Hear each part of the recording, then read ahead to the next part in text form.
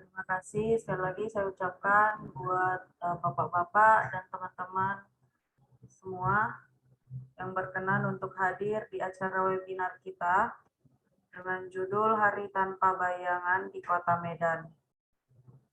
Jadi tepat pada hari ini, yaitu hari Senin tanggal 13 September 2021, Kota Medan telah terjadi fenomena unik Hari Tanpa Bayangan yang sekiranya terjadi hanya 2 kali dalam setahun. Nah, kenapa bisa terjadi Hari Tanpa Bayangan dan kenapa hanya di beberapa daerah saja? Mungkin nanti akan dibahas atau akan dituntaskan langsung oleh Saudari Ajraini Nazli. Jadi Nazli ini adalah alumni dari ITB, yaitu Institut Teknologi Bandung, dengan jurusan astronomi. Nah, saat ini juga Ajraini telah menjadi tim peneliti OIF UMSU. Untuk itu, pada kesempatan kali ini mungkin Ajraini atau biasa kita menyebutnya Aji, bisa langsung mempresentasikan materinya. Kepada Aji, waktu dan tempat dipersilakan.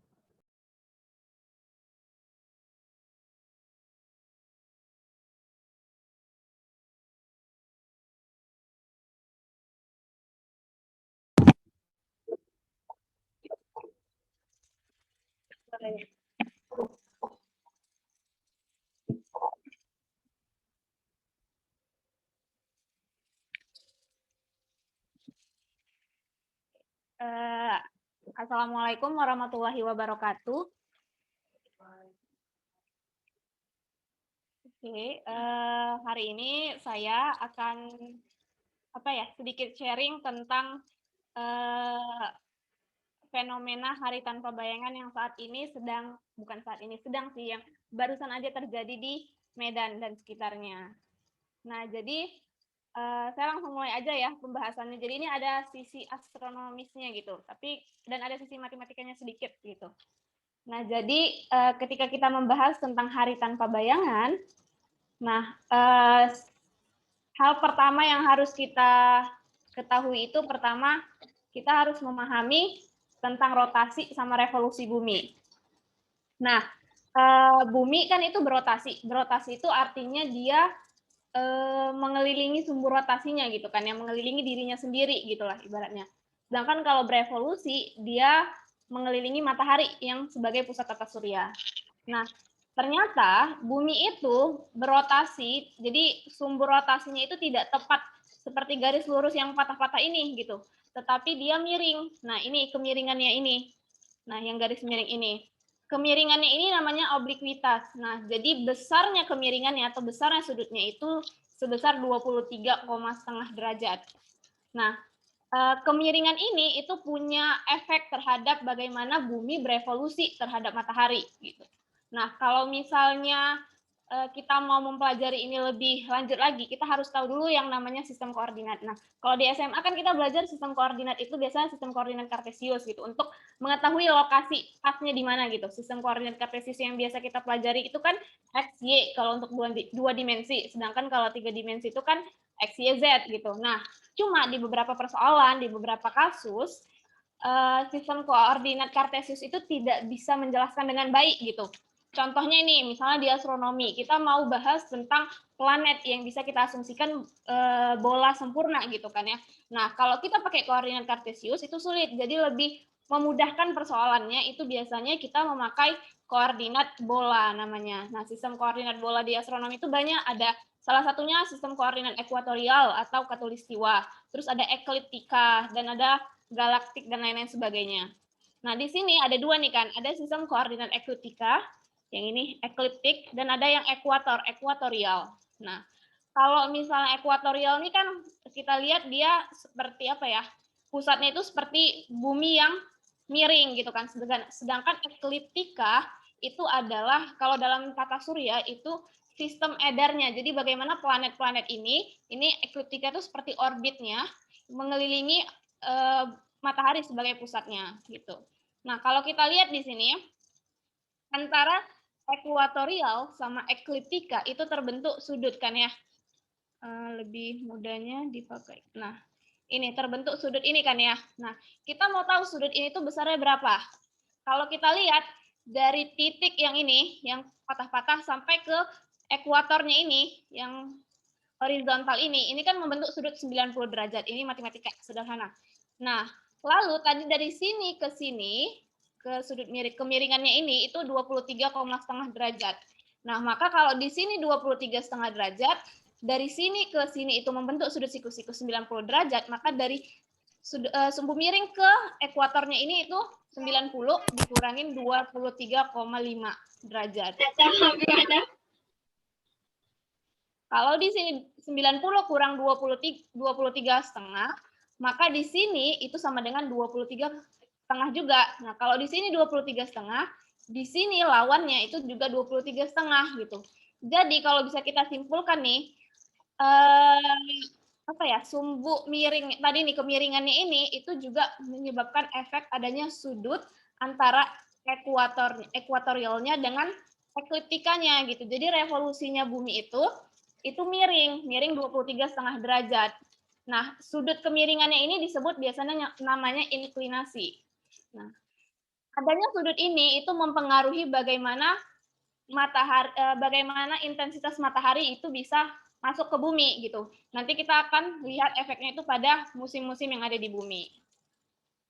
Nah, ini kalau tadi kita bahasnya bidangnya ya, sekarang kita bahas bagaimana kalau misalnya kita posisinya sebagai pengamat di bumi gitu kan. Berarti kita ibaratkan aja kita ada di pusatnya di bumi sini. Nah, terus ini tadi yang ini. Nah, yang ini itu adalah bidang ekuatornya kan ya, ekuatorialnya. Lalu yang miring ini itu adalah ekliptikanya. Kenapa miring? Karena tadi sudah dijelaskan ada kemiringan memang antara bidang ekuatorial sama bidang ekliptika sebesar 23,5 atau yang disebut tadi namanya sudut inklinasi kan ya. Nah, titik perpotongan antara sudut ekliptika sama bidang ekliptika sama bidang ekuator itu disebut sebagai equinox. Nah, jadi ada dua, ada di sini kan ya titik perpotongannya, ada juga yang di sini. Nah, kalau di sini namanya vernal equinox yang terjadi 21 Maret, yang di sekitaran Maret. Nah, kalau yang di sini autumnal equinox yang terjadi September, yang saat ini nih, bulan ini. Nah, ini kan ekliptikanya artinya bidangnya. Di sini matahari itu berjalan nih, ya kan, berjalan. Sebenarnya salah, bukan mataharinya yang berjalan mengelilingi bumi gitu, tapi kan karena kita menyatakan pusatnya ada di kita lah gitu, biar lebih mudah gitu kan. Nah, jadi ibaratnya si mataharinya yang bergerak di bidang ekliptika. Ketika mataharinya mencapai di sini, titik paling atasnya itu disebut sebagai summer solstice. Summer solstice ini itu di mana mencapai mencapai ketinggian tertinggi kan ya di 23,5. Sedangkan ketika di bagian paling bawahnya itu namanya winter solstice. Winter solstice itu ya winter, akan ada salju gitu. Nah, kita akan lihat maksud dari tadi equinox, summer sama winter solstice itu apa. Nah, kita lihat. Jadi tadi ada 4 kan ya. Ada autumn equinox, ada vernal equinox, ada winter solstice, ada summer solstice. Tadi summer solstice yang ini, summer solstice itu terjadi 21 Juni, sekitaran Juni. Nah, terus equinox itu terjadi tadi September dan Maret. Terus kalau winternya terjadi 21 Desember. Nah, jadi kita lihat. Jadi kalau misalnya di sistem ekuatorial ada namanya ascensio recta, ada namanya deklinasi. Ascensio recta itu ibarat bujur. Kalau misalnya kita bilang Indonesia ada di bujur berapa, misalnya 95 derajat bujur timur. Nah, itu kan kita bilang letak yang ada di bumi, lokasi negara-negara yang ada di bumi. Nah, kalau kita bicaranya sistem bintang, matahari juga salah satunya. Kita menyebut bujur itu bukan bujur, tapi ascensio recta. Sedangkan kalau kita mau nyebutin lintangnya, lintang si bintangnya, lintang matahari, kita sebutnya sebagai deklinasi. Nah, jadi kalau kita lihat, kalau mataharinya di sini, berarti deklinasi itu dari ekuatorialnya sini, dari sini sampai ke lokasi si matahari pada saat summer solstice. Nah, kalau kita lihat, deklinasinya itu sebesar 23,5 derajat. Ketika posisinya equinox itu artinya ketika sejajar nih kan ya, sama ekuatorialnya, nah, artinya apa? Deklinasi mataharinya itu 0 gitu. Karena dia sejajar. Nah, ketika dia di sini di winter solstice, deklinasinya kalau kita lihat dari sini, nah 23,5 tapi karena ke bawah jadi minus 23,5 derajat. Nah, jadi oh maaf ya suaranya kurang kuat. Selanjutnya, nah tadi kan ada summer solstice ya 21 Juni, terus ada winter solstice 21 Desember. Artinya kemiringan 23,5 derajat tadi, inklinasinya tadi itu menyebabkan adanya musim di bumi. Jadi yang menyebabkan musim di bumi itu bukan jarak antara matahari ke bumi gitu, jauh dekatnya bukan, tetapi ke kemiringannya ini penyebab atau faktor utamanya dari adanya musim di bumi. Nah, jadi kan musim yang kita tahu ada musim semi, musim panas, musim salju, sama satu lagi musim gugur. Nah, seperti winter ini musim salju, tapi yang di sini itu musim saljunya di bagian utara, negara bagian utara. Kalau yang vernal equinox sama vernal equinox ini berarti terjadinya spring. Spring itu semi. Nah, kalau autumn ini berarti gugur, musim gugur. Sedangkan yang summer solstice berarti musim panas. Nah, ini menyatakan negara-negara di benua bagian utara ya. Kita lihat kenapa bisa kemiringan ini mempengaruhi musim. Lebih jelasnya gini. Nah, ini kita ambil dua kasus tadi ya. Juni yang menyatakan summer, Desember yang menyatakan winter. Nah, ini kan tengah-tengah ini tuh ekuator. Bagian atasnya berarti itu bagian bumi utara, bagian bawahnya berarti bagian bumi selatan gitu kan, bagian bawahnya. Nah, kalau kita lihat ini pada saat bulan Juni kayak gini posisi bulannya, posisi buminya. Di sini matahari. Nah, ini kalau kita lihat sinar matahari ini lebih langsung dia menuju bagian bumi utara kan daripada bumi selatan. Bumi selatan tuh nggak terkena langsung gitu. Yang terkena langsung itu yang bumi utara. Bumi selatannya cuma terkena sedikit aja. Makanya di bumi bagian utara karena intensitas matahari atau radiasi mataharinya menuju direct langsung ke bagian bumi utara, jadinya di bumi utara itu pada bulan Juni itu terjadi summer atau musim panas. Sedangkan kalau misalnya di bumi selatan itu kan nggak langsung ya cahaya mataharinya gitu kan, cuma sedikit. Sehingga di bumi selatan, ketika di bumi utara summer, di bumi selatan itu winter gitu. Kebalikannya. Sedangkan kalau misalnya Desember tuh tadi winter kan. Winter yang terjadi itu winter di bumi utara di sini karena sinar mataharinya yang ini menujunya lebih menuju ke utara ke selatan daripada yang ke utara. Nah, yang ke utara itu intensitasnya cuma sedikit kan ya. Terpapar sama sinar mataharinya sehingga di bumi utara itu winter tapi di bumi selatan itu jadi summer gitu. Nah, ini bagaimana jika kita melihat sinar matahari dari bumi? Ini yang A, gambar A, itu menunjukkan sinar matahari ketika summer. Nah, jadi posisi sinar mataharinya itu tinggi gitu kan, ini kan tinggi, dan sehingga karena tinggi itu dia sangat cukup untuk menghangatkan daerah di bagian itu. Ini di bagian utara. Sedangkan ketika winter yang di gambar B, nah sinar mataharinya itu rendah gitu kan, jadi dia lebih melebar sehingga dia tidak efektif dalam menghangatkan bagian negara tersebut gitu sehingga winter gitu. Nah, terus sebelum itu kita coba lihat dulu simulasinya biar lebih mudah. Nah, ini kelihatan kan ya?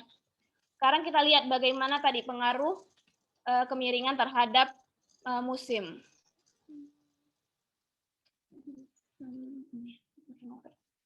Kelihatan nggak ininya, aplikasinya? Oke. Belum ya? Belum. Oh, yang ini. Ya, yang ini. Nah, kelihatan ya? Nah, jadi kalau kita lihat di sini, ini kita atur dulu ya. Ini matahari, yang putih ini bumi ya. Nah, ini kan tadi peredarannya ya, peredaran bumi mengelilingi matahari. Nah, di bawahnya sini ada bulan-bulannya. Nah, kita tahu tadi kalau misalnya summer itu terjadi di Juni, kalau misalnya winter itu di Desember. Nah, terus kita lihat. Nah, ini posisi kita. Kita misalnya mengambil di bagian sisi utara deh. Kita tinggal di bagian utara. Di sini Nah, di sini ketika posisi bumi di sini itu di Desember. Berarti kan di Desember kalau kita lihat di bagian bumi utara ternyata sinarnya ini. Sinarnya kan tipis ya, sedikit. Nah, sinar mataharinya sedikit, makanya winter. Tapi di bulan yang sama Desember kita beralih ke selatan. Nah, sinar mataharinya lebih banyak sehingga dia di sini summer di bagian selatan. Sedangkan kalau misalnya kita ke ekuator di bagian kita ya sinar mataharinya tetap sama gitu ya, sepanjang tahun itu hampir sama. Nah, sekarang kalau misalnya kita jangan ke Desember, kita ke bulan Juni, yaitu ketika summer di bagian utara. Nah, kita lihat sinar mataharinya itu lebih kena ke bagian utara. Kalau sekarang, nah sinar mataharinya itu nggak banyak. Karena kalau di bulan yang sama di bulan Juni, bagian bumi utara, bumi selatan, nah sinar mataharinya sedikit. Jadi ini winter. Kira begitu simulasinya. Tadi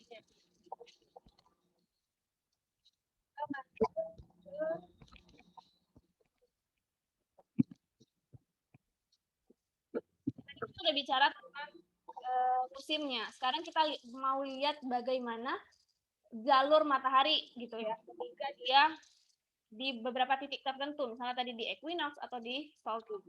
Nah, kalau kita lihat ini menunjukkan letak kita letak pengamat di bagian bumi utara. Nah, ini yang warna oranye itu adalah horizonnya. Yang ini kita pengamatnya. Gitu. Nah, yang ini timur, ini barat, utara, selatan. Nah, yang garis putus-putus warna putih ini tadi sistem koordinat ekuatorialnya. Nah, yang kuning ini itu adalah jalur matahari. Kalau kita lihat pada bulan Juni mataharinya itu lebih banyak berada di atas horizon daripada di bawah horizon kan ya. Nah, kalau dia mataharinya di atas horizon kita, artinya ya siang gitu. Sedangkan kalau misalnya mataharinya di bawah horizon berarti malam. Berarti di bagian bumi utara ketika musim summer, musim panas, yaitu bulan Juni, lebih panjang siangnya daripada malamnya. Gitu. Sedangkan kalau misalnya di equinox nih, yaitu equinox itu ada dua kan, tadi ada vernal equinox, ada yang autumn. Nah, di bulan Maret sama di bulan September, ternyata kalau kita lihat, nah peredar jalur mataharinya itu imbang kan ya, antara yang siang, yang di atas horizon sama yang di bawah horizon gitu. Jadi panjang siang dan malamnya itu sama gitu, hampir sama. Sedangkan kalau kita lihat yang di saat Desember, di saat winter. Nah, kalau kita lihat di saat winter, ternyata jalur matahari itu lebih banyak yang di bawah horizon, artinya lebih banyak malamnya daripada siangnya yang di atas horizonnya. Dan kalau kita lihat juga di Juni, posisi mataharinya tinggi kan ya di atas horizon. Sedangkan ketika winter di Desember itu matahari itu letaknya itu rendah gitu kan. Jadi dia tidak cukup banyak sinar matahari yang mengenai daerahnya gitu. Lalu tadi kalau misalnya di bagian bumi utara, sekarang kita yang ada di Indonesia kan adanya di Khatulistiwa gitu kan, ada di ekuator. Nah, kalau ada di ekuator, walaupun cenderung sama ya, jadi antara siang dan malam kita cenderung sama di sepanjang tahun, tetapi posisi matahari itu enggak tepat berada di tengah-tengah di titik zenit, di titik paling tinggi ketika siang hari. Kalau kita lihat ketika summer pada bulan Juni, nah posisi matahari itu lebih ke arah utara, gitu kan. Jadi terbit, terus ini siang hari, lalu dia terbenam di barat. Ketika winter dia lebih ke selatan, jadi dia terbit, terus dia terbenam lagi juga. Ketika dia di equinox, artinya tadi sejajar kan ya, jadi antara deklinasi mataharinya sama lintang pengamatnya itu sama gitu, sehingga penyebabnya matahari itu pada tengah hari itu melintasi tepat di atas titik zenit atau di titik tertingginya, nah, seperti ini. Sehingga ketika dia melintasi tepat di atas titik zenit kita, nah kita pengamat yang ada di sini itu bayangan kita itu menumpuk dengan diri kita sendiri gitu. Jadi tetap ada bayangan, tapi seolah-olah tidak ada bayangan karena tertumpuk dengan diri kita sendiri. Nah, ini kita coba simulasikan lagi biar lebih ke gambar.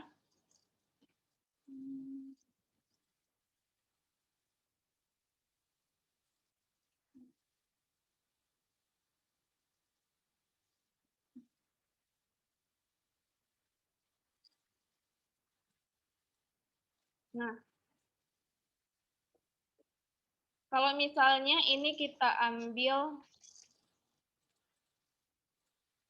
nah ini kita ambil jam 12 siang, ketika memang tengah hari ya.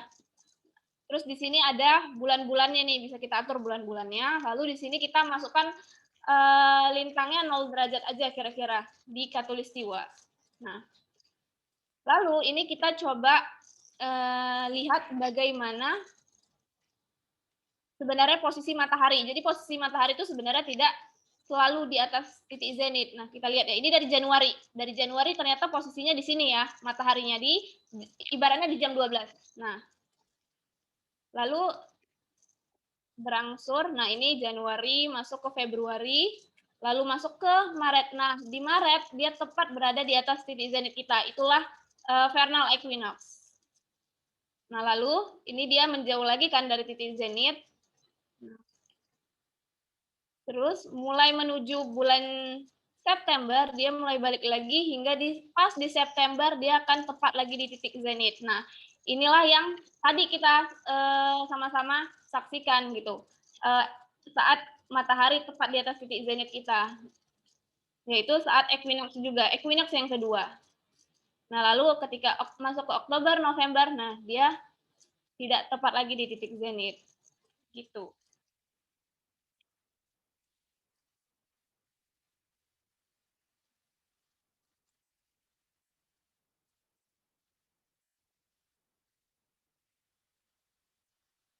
Nah, sekarang selanjutnya, jadi tadi kita udah membahas kenapa pada akhirnya bisa ada tanpa bayangan ya, karena pada saat equinox, yaitu saat vernal dan autumn equinox, matahari itu tepat berada di titik zenit, yaitu saat lintang deklinasi mataharinya itu sama dengan lintang pengamatnya gitu. Nah, hari tanpa bayangan ini contoh gambarnya, jadi tidak ada bayangan, jadi bayangannya itu numpuk sama bendanya. Nah, jadi salah satu manfaat adanya fenomena ini itu kita bisa verifikasi waktu zuhur. Nah, tapi sebelum itu di Indonesia itu nggak serentak. Kan kalau di Medan 13 September hari ini gitu kan ya. Nah, tapi di beberapa daerah lain nggak 13 September, ada misalnya di Pontianak 23 September. Kok bisa beda-beda? Karena tadi lintang Indonesia itu kan kalau dulu kita belajar IPS, Indonesia terletak dari 6 derajat lintang utara sampai 11 derajat lintang selatan gitu. Jadi ada variasi lintangnya gitu kan di masing-masing kota. Sehingga fenomena tanpa bayangan tadi kan ketika deklinasi mataharinya sama dengan lintang pengamatnya. Nah, karena lintang pengamat kota-kota itu beda-beda, ya berarti beda-beda juga hari tanpa bayangannya. Nah, ini sumbernya dari BMKG. Nih, jadi kayak misalnya Aceh itu 7 September gitu kan. Nah, Medan sekitar 13 September. Lalu Pontianak yang tepat berada di lintang 0 itu di 23 September. Dan kota-kota lainnya gitu. Nah, sedangkan kalau untuk di Sumatera Utara, kawasan Sumatera Utara ini OIF udah merilis jadwal hari tanpa di mana kita bisa menyaksikan fenomena hari tanpa bayangan. Jadi ada yang tanggal 13 September hari ini, ada yang besok. Nah, dan ini ada jam-jamnya juga. Jadi bisa dilihat di Instagramnya OIF. Nah, tadi kan sudah disebutkan ya bahwa hari tanpa bayangan ini bisa jadi verifikasi waktu zuhur. Nah, jadi ketika zuhur itu masuk ketika matahari setelah tergelincir dari titik zenitnya. Nah, jadi ketika sudah tergelincir itu yang dijadikan patokan sebagai waktu zuhur. Nah, kalau di OIF sendiri itu ada namanya lubang transit matahari. Jadi ketika mataharinya transit tepat di titik zenit, itu nanti ada bayangannya. Gitu. Nah, ini salah satu kegiatan pengukuran verifikasi waktu zuhur di OIF. Oke. Gitu aja mungkin penjelasannya. Kalau mau ada yang didiskusikan, silakan.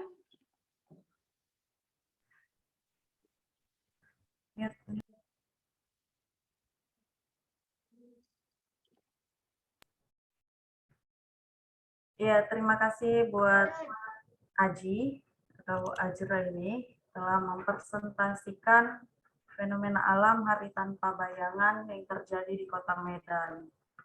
Nah, mungkin dari para peserta webinar ada yang ingin bertanya seputar materi yang telah dipaparkan tadi, bisa langsung bertanya dengan cara mengaktifkan kameranya, kemudian mic-nya, dan memberitahukan instansi dari instansi mana.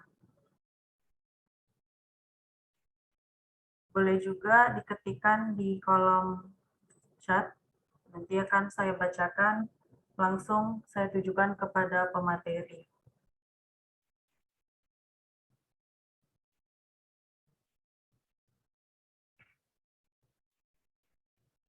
Wah, nampaknya tidak ada yang ingin bertanya nih.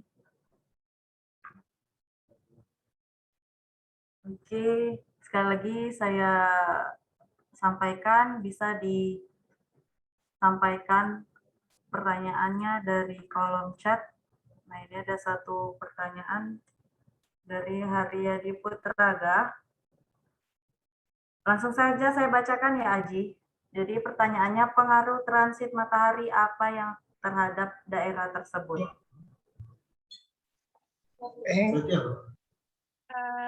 Langsung dijawab aja ini atau menunggu? Boleh langsung aja.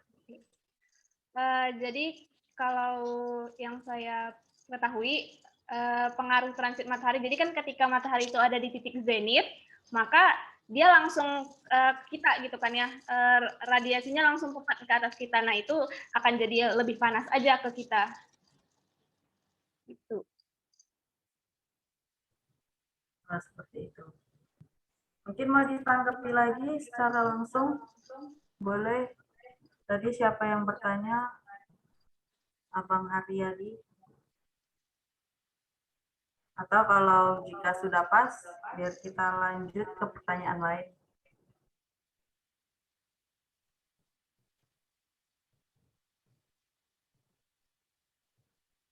Nah, ternyata, ada ini pertanyaan lain dari Ardi. Berapa lama biasanya fenomena hari tanpa bayangan? Boleh langsung saja, Haji. Oke, tadi kalau misalnya kita lihat slide, jadi kan ketika awalnya matahari itu tepat di atas titik zenit, terus kan itu bayangan ibaratnya nggak ada gitu, seolah-olah tidak ada. Nah, kemudian ketika matahari itu bergeser, itu bayangannya juga udah jadi ada. Nah, matahari tadi bayangannya ketika dia bergeser itu kan dia tergantung sama diameter mataharinya. Nah, ibaratnya kalau misalnya diameter mataharinya 30 menit busur. Nah, 30 menit busur itu kalau misalnya kita konversi ke menit, itu sekitar 2 menitan gitu. Jadi mungkin tepat di atas titik zenit kita tanpa bayangan itu ya sekitar 2 menitan gitu. Nah, berarti hari tanpa bayangan itu terjadi 2 menitan aja ya, Haji. Nah, ini tadi ada tanggapan dari Bang Haryadi Putraga. Dengan suasana yang panas kan seharusnya bisa cerah, tetapi kenapa bisa hujan atau tertutup awan pada saat fenomenanya? Kira-kira kenapa ya gitu? Kalau misalnya hujan, itu kan faktor kondisi langitnya, gitu kan, awannya mendung, gitu, curah hujannya, bukan ke radiasi mataharinya, gitu. Begitu. Jadi ya faktor cuaca itu berbeda dengan faktor sinar mataharinya. Oh, seperti itu. Nah, ini ada pertanyaan juga dari Muhammad Fauzan, izin bertanya. Dengan adanya fenomena tersebut, apakah berkaitan dengan terjadinya badai matahari? Saya coba menjawab. Jadi kalau misalnya fenomena equinox itu kan tadi karena pengaruh dari kemiringan sudut inklinasi tadi ya. Nah, sedangkan kalau misalnya badai matahari itu adalah gejolak atau aktivitas di dalam mataharinya gitu, bukan dengan posisi gitu. Tadi kalau misalnya fenomena hari tanpa bayangan itu lebih kepada fenomena bagaimana posisi matahari sama bumi gitu. Nah, sedangkan kalau badai matahari itu adalah aktivitas di dalam mataharinya sendiri gitu. Jadi tidak ada hubungannya. berarti badai matahari berbeda dengan hari tanpa bayangan itu tadi ya. Nah ini ada juga, wah sepertinya sangat menarik sekali materinya. Nah ini ada juga dari Dimas Rasli Setio. Pertanyaan dari saya, bagaimana cara mengetahui waktu zuhur menggunakan fenomena ini? Oke. Saya izin menjawab sesuai dengan kapasitas saya.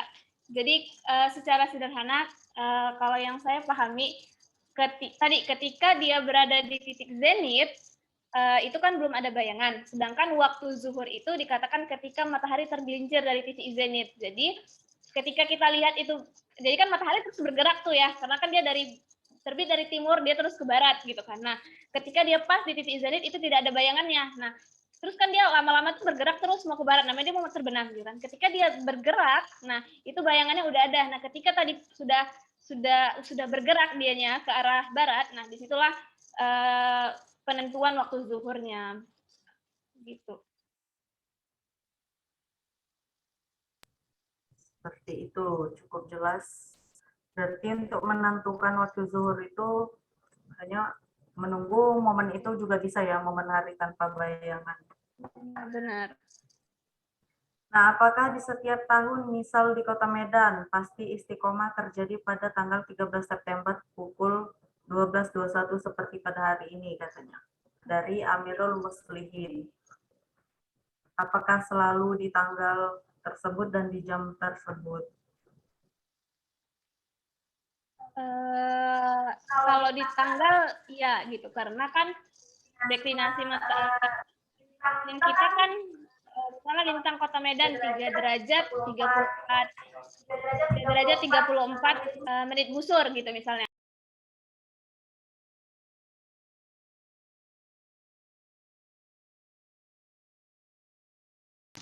Oke. Oh, maaf sebelumnya. Jadi kan tadi fenomena hari tanpa bayangan artinya ketika matahari berada di titik zenit itu ketika sejajar antara lintang pengamat sama deklinasinya. Nah, kalau misalnya lintang pengamat Kota Medan di 3 derajat 34 menit busur. Nah, deklinasinya juga di situ tuh gitu kan. Jadi kan pasti istiqomah gitulah ibaratnya, akan konsisten. Nah, kalau untuk waktunya saya merasa kurang apa ya? Kalau menurut pendapat saya itu tidak persis jam 12.21 gitu. Mungkin ada beberapa detik, tapi saya tidak bisa menjawab alasannya kenapa gitu. Begitu. Jadi untuk tanggalnya iya gitu. Oke, terima kasih Mbak Asli.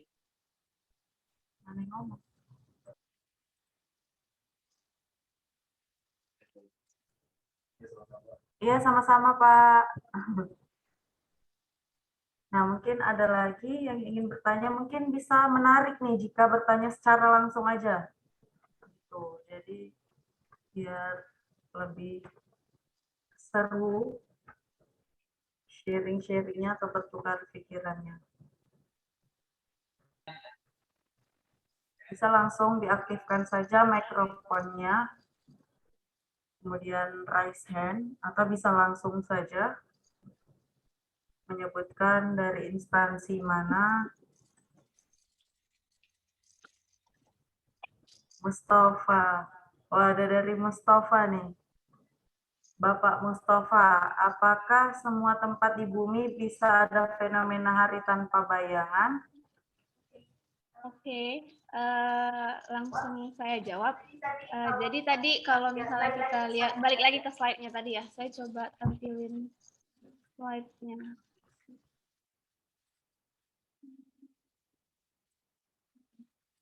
Nah, kalau kita lihat di sini, hari tanpa bayangan tadi terjadi kan kalau misalnya di equinox ya, saat equinox. Nah, equinox itu tadi kalau misalnya dia sejajar terhadap bidang khatulistiwa. Jadi yang bisa menyaksikan fenomena hari tanpa bayangan itu hanya daerah-daerah khatulistiwa gitu. Daerah-daerah ekuator gitu. Jadi kalau yang misalnya di bagian bumi utara sama bumi selatan tidak bisa memperhatikan fenomena hari tanpa bayangan gitu. Wah, Banyak sekali nih. Saya ucapkan sekali lagi kalau emang masih banyak yang ingin ditanyakan, aktifkan saja mic-nya. Nah, ini ada pertanyaan susulan lagi, Aji. Apakah ada aktivitas yang bisa disampaikan kepada masyarakat untuk menginformasikan dan menyemarakan fenomena ini di setiap tempatnya? Pertanyaannya menarik. Kalau menurut saya sebenarnya kalau kita bicara fenomena astronomi kan ada yang lebih spektakuler sebenarnya daripada fenomena hari tanpa bayangan gitu kan, karena fenomena hari tanpa bayangan itu adalah salah satu dari fenomena astronomi gitu.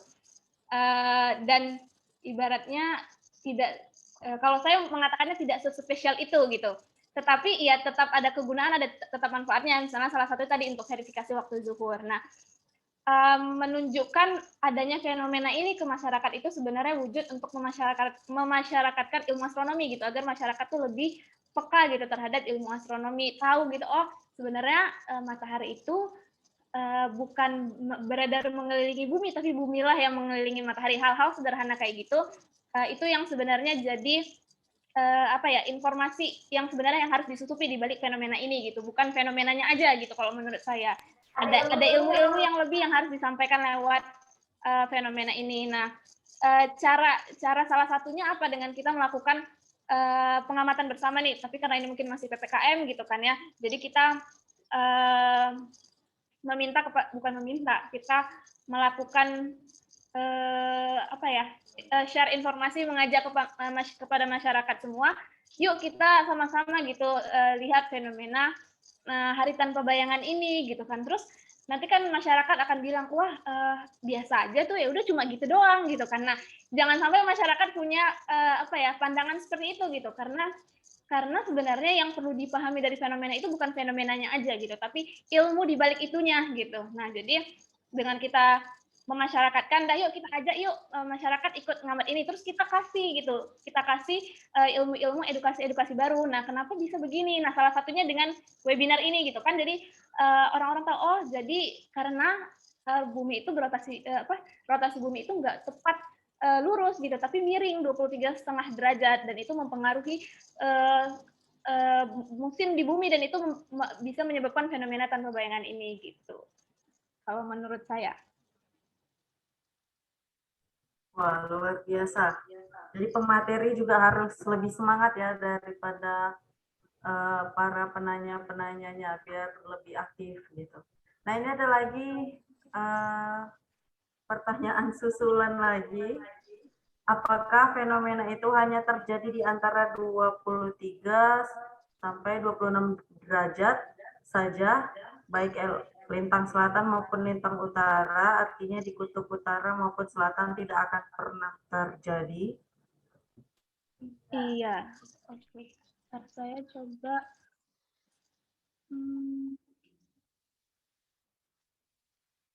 Saya coba tampilkan simulasinya tadi ya, biar lebih kelihatan.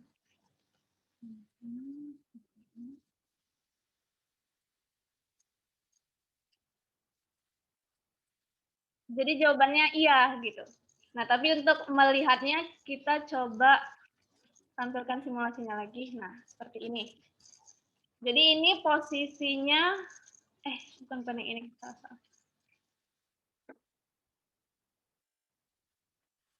Nah, jadi tampilannya seperti ini. Misalnya kita ada di vernal equinox Maret. Nah, ini kan apa ya? Deklinasinya matahari itu artinya matahari itu sejajar dengan khatulistiwa gitu, ekuator. Nah, kalau kita ada di ekuator, ada di khatulistiwa, kita lihat ini mataharinya itu benar-benar ini ya, apa namanya, tegak lurus gitu kan ya, seperti ini. Namun ketika kita bergerak ke arah bumi utara, nah kita lihat ternyata tidak terjadi seperti yang ada di ekuator gitu. Begitu juga dengan bumi selatan, tidak gitu ternyata gitu. Jadi vernal equinox dan autumn equinox itu hanya atau hari tanpa bayangan itu hanya dapat diamati di khatulistiwa. Jadi sesuatu yang perlu disyukuri berada di khatulistiwa. Sama-sama, Pak.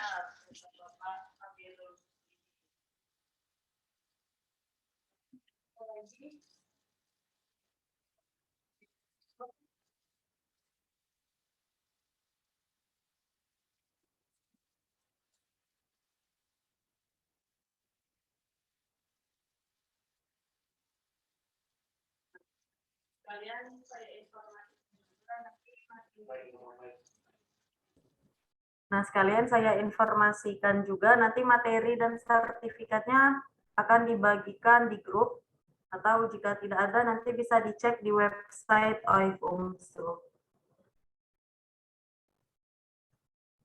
Nah, jika tidak ada lagi yang ingin bertanya, mungkin webinar kali ini bisa kita cukupkan sampai di sini. Webinar dengan tema Hari Tanpa Bayangan yang sangat menarik, terbukti dengan pertanyaan-pertanyaan yang sangat banyak sekali. Nah, mungkin untuk pemateri, terima kasih banyak atas waktunya. Terima kasih telah berkenan menjadi pemateri di kegiatan kita hari ini. Dan buat para peserta webinar, terima kasih banyak juga karena telah hadir mengikuti kegiatan kita ini, seperti ada Bapak Nur Azam, kemudian ada Abang Marathon, dan masih banyak lagi yang selalu setia memantau kegiatan tim OIF UMSU. Nah, terima kasih juga buat Bapak Amirul Muslihin yang beberapa kali saya lihat selalu hadir di kegiatan-kegiatan tim OIF UMSU. Nah, kalau begitu saya selaku moderator mengucapkan maaf bila ada salah kata. Kalau begitu kita tutup kegiatan kita ini. Wassalamualaikum warahmatullahi wabarakatuh. Waalaikumsalam warahmatullahi wabarakatuh. Waalaikumsalam warahmatullahi wabarakatuh.